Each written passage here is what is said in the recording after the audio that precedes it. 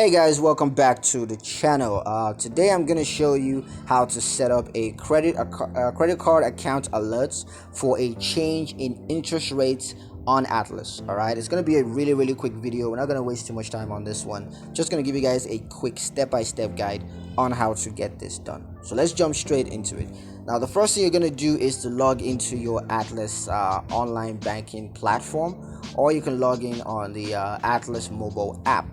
Now, once you're logged into your account, you're going to select the credit card account that you want to set up an interest rate change alert for.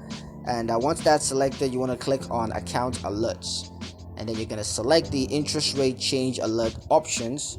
And then you need to review and customize the alerts settings. So just go over it and set it according to your preference.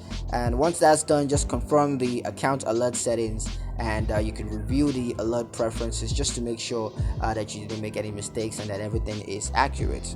So yeah, that's pretty much it on how to set up a credit card account alert for a change in interest rates on your Atlas reward credit card. I hope you guys liked the video. Hope you found the information useful enough. If you did, like the video, comment down below, let me know what you thought. Share the video with your friends and subscribe to the channel if you haven't already, and I'll catch you guys in the next